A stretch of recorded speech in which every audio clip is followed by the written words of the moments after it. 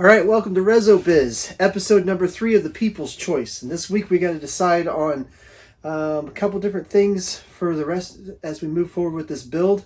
Then we're going to find out what top everybody chose, and we're going to find out what way we're going to put this back together. Whether it will be with the darker grain in the middle or the sapwood in the middle.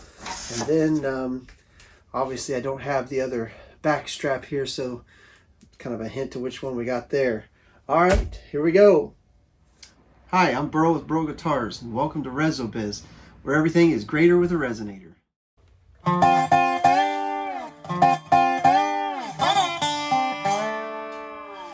right, now for our People's Choice reveal. Last week we needed to know how he's going to do this back. We're going to put it together like this or like this. And it was an overwhelming vote to put the sapwood to the middle like this. And what we'll do then, let's see, how did I was looking at it. Okay. You can see, yeah, I think you can see it better on this side. These lines follow the shape of the bout pretty good. So what this will end up being the bottom, this will be the top, and our sapwood in the middle. And then this is the back strap that was chosen, which my wife is tickled because it was her pick, and I was like, no, the other one flows in color and everything more. People are going to want that one. I like that one. No, there's like 2 votes for the other one. I feel like I feel like whining and complaining that everybody voted for my wife's rather than mine, though you didn't even know that. And whining and complaining is not very becoming, is it? No. People's Choice number 2. For the top.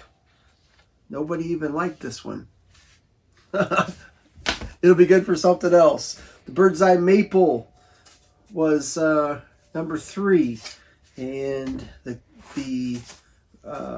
whatever this Cottonwood was number 2, and it was an overwhelming vote for which I'm really glad. I liked the Cottonwood. I could see how it would have looked.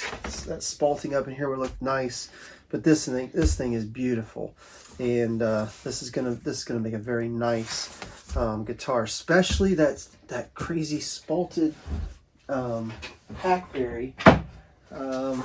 That wood, of course, it's dried up now, but this crazy wood is so pretty, and it's just I've never even, I'm trying to think. I have seen it glossed with a high gloss finish on it, but it's just you just can't quite get the idea of what it is until you really see it. It just pops. It's totally impressive. The one thing that I found, it has a maple. It's not got the pores, and I thought it did. I thought it had more of the pores of mahogany, but the more I look at it, and as I remember doing it, it has a quality to it that's like maple. So I'm excited to hear what this is going to sound like. I can't wait to see it. I think that was a wonderful choice. So we got a really good start on this guitar.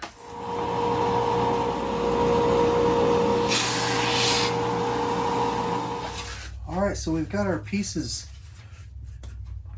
thickness sanded, and I'm going to mark out these sides. But when I do, I have to mark them out. I'm going to mark them out with 2 different templates, and I'll explain why in a minute. And then I got the back here to put together according to your preference. But I was working yesterday on a fretboard, and I needed a hammer, and I've used a metal hammer in the past, but I thought, I'd really like to have a wooden hammer, and I happen to have some leftover chunks of wood from a project I was doing on a neck, and I went ahead and made me a hammer, and I used our leftover pieces of, or some of them of that Hackberry for the sides and the back, and I made this hammer out of it. And when I wiped it down after I sanded it, you could could see the color and stuff in it, and how I thought, wow, you really can see how this is going to look. So I thought I'll put the next coat of this oil finish on here today so that I could show you. But this is, and I said this in one of the videos, you don't know how well this is going to look, but this is your wood that you've chosen, and this is it glossed up, and it, you know, I put lacquer thinner on it, but it didn't look this good. And I don't know if the camera is going to show it off like it really is, but man, it's going to be a neat side, and that's the wood for your back. And I just made a little handle out of it right here, but it's going to be, and this is only an oil finish. I'm hoping you guys will want to do, I'm giving you subliminal messages. Again, I'll do it however you want, but I'm hoping you guys will vote gloss, but we can go with satin if you like too. I thought I would share that one with you. It was an exciting choice for me, going with the Hackberry. Alright, and then I used this, I made this hammer because I put in inlaid frets, and I just didn't like using, I don't hit hard, but I didn't like using a metal hammer with it, so I used this the other day to tap my wooden little frets in. So that's fun. Okay, it's decision making time again. I'm getting ready to bend these, but I will bend them, but I usually trim them exactly to where I want. But I'm not going to do that today. I might trim the length, but I've got two different size depth bodies that I do, and this is my deep body, which is my original. I call this the standard, and when I started building, I chased a sound that sounded good to me, and this depth that got that for me. And basses, when I heard the newer style dobros that Shearhorn had, his guitars just inspired me. And then Meredith was making guitars that were just phenomenal, and that's one of the ones that I heard by on Lessons with Troy Brennenmeyer. He had gotten a Meredith, a Mahogany, and I heard that. I thought, man, it's just amazing. And there was a sound in that that I really liked. I like that sound of those guitars. Beard's got their deep body, and I think it was those three main guys that I followed and listened to their sound, and there was just a tone that I liked the best, and that's how I get the sound that I like. It was with this body. So I was inspired, encouraged by a few guys to make this one. Actually, one of them in particular, Bobby Wright, and he kind of helped me give me ideas and stuff. And I built this a lot after some of his ideas as far as depth. And there's some other little different things I do with these guitars, but the depth is shallower, so I call it my shallow body, but it's not a shallow body. It's a it's actually the same depth as what Shearhorn's deep body would be. I should know this, but I think they call it an L body, and which would, to me, I don't know what it stands for, but to me I thought it was like large body. But and then Meredith, they're about the same depth as one of these. So you need to choose which depth you would like. So that'll be part of the choice for this week. This one is going to be a neat guitar. It's Brazilian cherry, and it's got a bird's eye maple with a slight quilt top in this. And then, not that these are part of our thing, but this has also got a maple top, and this is leopard wood on here. I can't wait to put these together. Those are going to be neat. But so we've got to decide what we want. You're choosing on the top. This week, or this past week, you chose on the top, and then we got to decide what we want for depth of body for this guitar. That's going to be this week. Okay, so I have cut these to length, but I have not cut them. I usually cut the profile out, but I'm not going to do that this time. I'm going to do it a little different. Actually, I will I will cut the profile of the deep body out of it. I will do that, and then I'll have that much left, or that much taken off. I don't have to mess with later if you choose to go with the shallow. So what I'm going to do is I'll cut this to be a deep body, and then if you want the shallow, I'll do that. You see, what's the difference in the depth? About where's my ruler? It's either half or about 5/8 difference, which is quite a lot when you think overall cubic inches. Yes, about 5/8 difference at the deepest part. Not that much different towards the front, because I got a real hard arch on the deep bodies. As far as the taper right here is real tight in comparison relative to the rest of it, where the shallow body is not quite that way. It's got a small arch this way on it.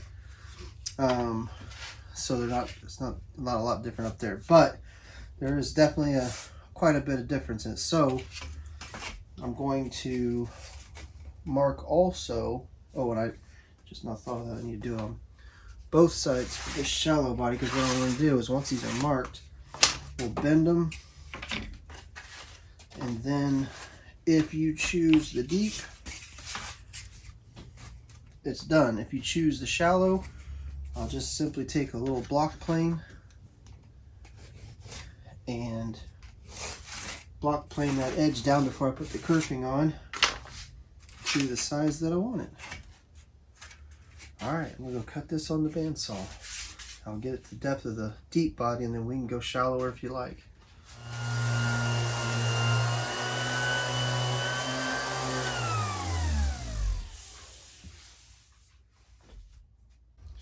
Alright, so I've got those sanded down on the inside, or what will be the inside, to a nice fine grit. So keep that inside of the body as nice as we can. And now we are ready for wet sanding. Wet sanding. I got sanding on my mind. I'm not sure where wet came from. Bending. Oh, I know why I'm thinking wet. Because I have to spray these parts down a little bit. I'm going to go ahead and get this bender plugged in, and we'll get these boards in the foil. Well, boards, sides, one at a time.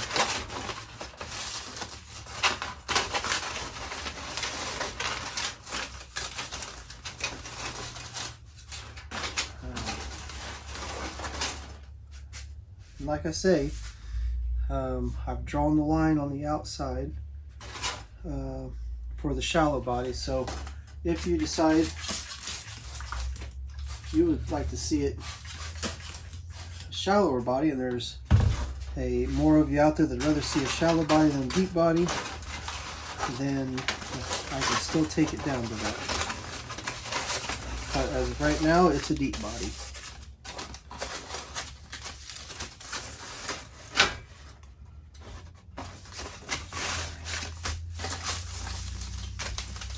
Goes in.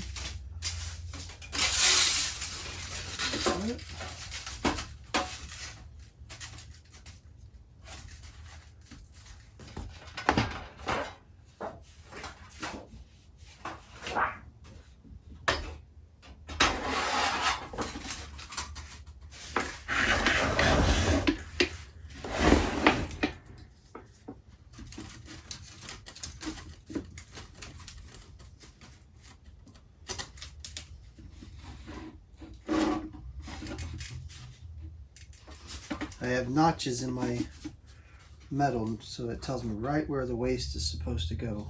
So I was looking for that just now.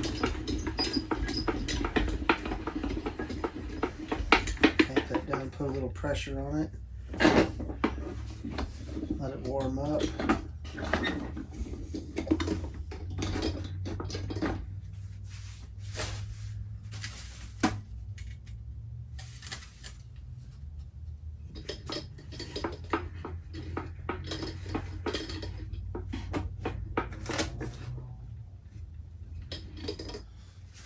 And it's just kind of a patience thing. I have cracked sides before. I think only twice, and I think, well, just this week I finished up with number 60 on the guitars, which feels like quite an accomplishment until you talk to a lot of luthiers out there who are, at least the ones that are fairly well known, and then they're, you know, well over 100, 200. Shearhorn, Mr. Shearhorn, I got to talk to him recently, and he said that I think he's well over 650 guitars that he built, or instruments. That's quite a lot of work by one guy. But 60 dobros and only 2 cracked sides isn't too bad. I think we're getting, yeah, I can feel it.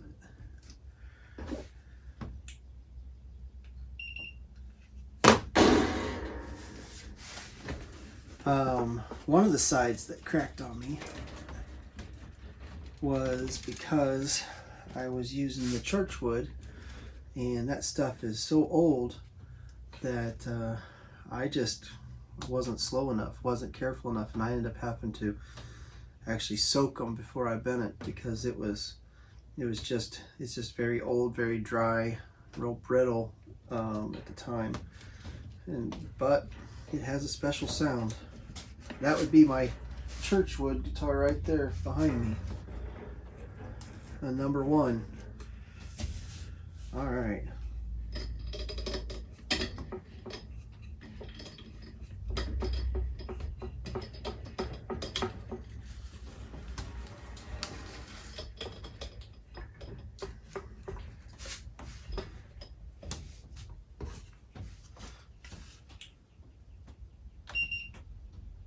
Yeah. 111 degrees right there. I'm not sure how hot this will get, but I don't know that I think if I leave it on, it'll set the whole thing on fire. I've got 3 300-watt bulbs in this, so 900 watts of incandescent light bulbs going, so it gets pretty warm.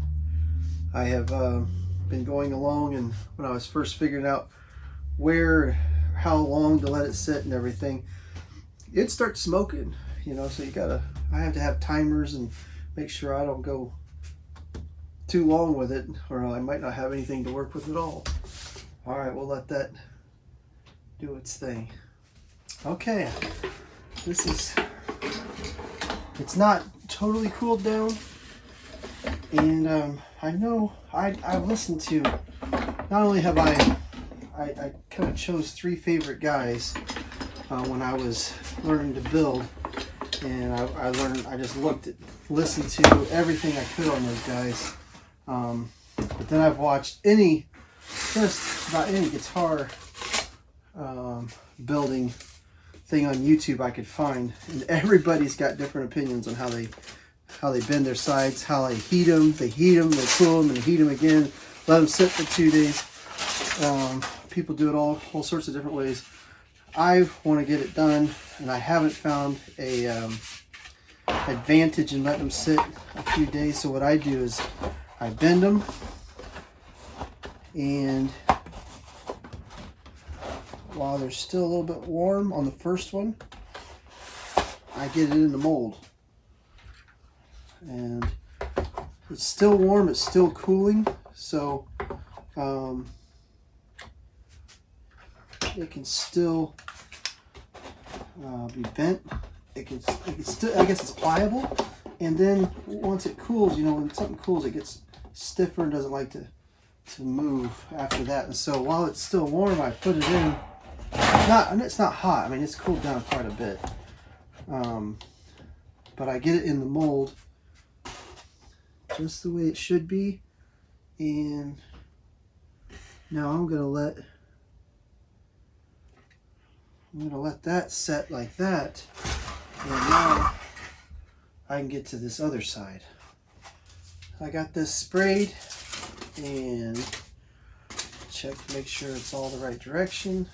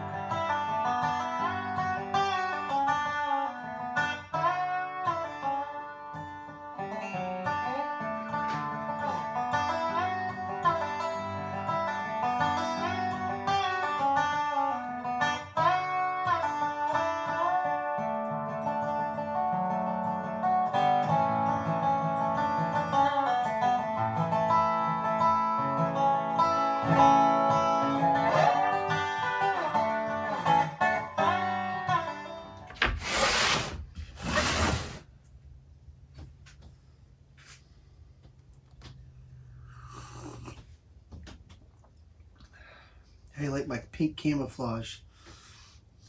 I stole my wife's cup.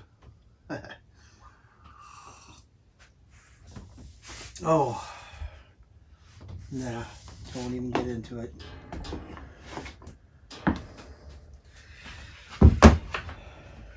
So I have a pile of wood here. It's because we have to choose our neck, and so I want to give you some options here. The first one I want to give you is Spalted Hackberry.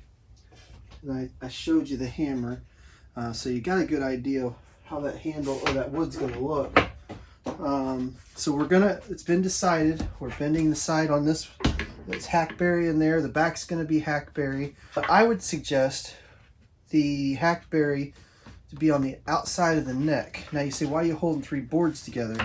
Because I laminate them together on purpose for strength, because the dobro has those, or a square neck has the strings raised, and it puts so much strain on that neck, more than a regular guitar, that you need it really rigid. So I always three-piece laminate my necks. And then, so that's what I've got going on here. This big old block of wood is 2 necks right here, or at least one. There's some real nice busy stuff in this, and I'm showing it to you, but it's not one of the options. But I just got it glued together, and so that's what we got to do. We got to glue one together, and then we cut it out. And so what I'd do is I'd lay it down on here like this, and then I would flip it over like that, if you can see that hopefully, and you can get 2 necks out of it. So what I want to do, that one was just explain what I was doing here. I got to laminate a neck together, and so I was thinking Spalted Hackberry and put a piece of maple on the inside, and then it won't be necessarily these pieces, but I didn't have the right thickness of pieces to show you, and I haven't planed them down, but you know what they look like. So there's option number 1, Hackberry with the maple in the center. And then here is a billet.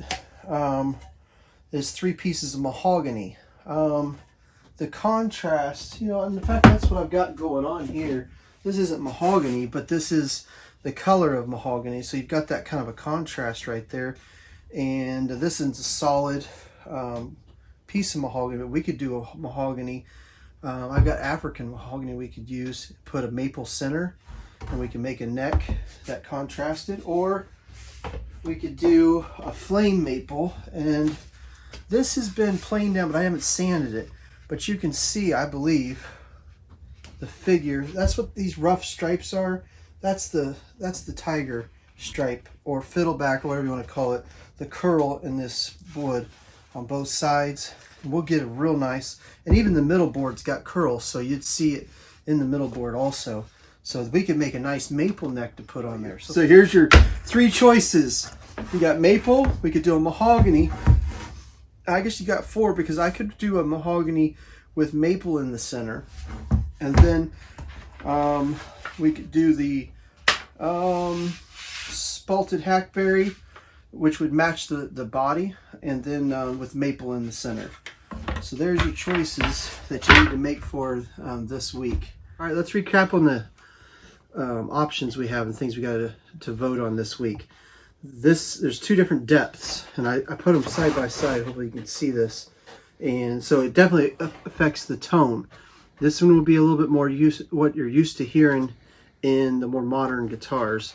As far as the depths, is the depth of the deeper shear horn, like I forget what model of like a beard, the deeper beard. I want to say E model, and then like a Meredith, if you're familiar with those. And then this is it just has a different, deeper, kind of a big sound. I don't know how to describe it. You have to play one. So it's up to you on what you want. Not shallow body or a standard body. That's how or deep body, you can call it, of Byrl guitar. Then we have to decide on the neck. We can do a maple neck. You can do a mahogany neck. We can do, I was saying we could do this, take a mahogany and do a maple center if you wanted. And then lastly, we can do a the Spalted Hackberry with a flamed maple center. This isn't really the wood that we'll use, but I'm giving you an idea of how it would look. I'll probably find a better piece of maple. But this is the idea. Hackberry with a maple center. We could do a mahogany with a maple center, full mahogany, or we could do flame maple neck. It's your choice. Alright, so if you liked the video, hit the like button if you would. And if you would, share it with somebody and let somebody know. I mentioned back maybe the first video or second, I don't remember which one, but I remember saying something about it's up to you, the dobro community. But I got thinking about that. It doesn't. You don't have to be a part of the dobro community to vote on this. I hope I didn't give that impression. If you just like watching how it's done or how things are built and would like to be interactive and get to have a part in it, I don't care if you don't play an instrument at all. You can vote on it. Give me your opinion. Let's kind of everybody pitch in together to build this instrument. Thanks for watching. Stay tuned 6 o'clock next Saturday.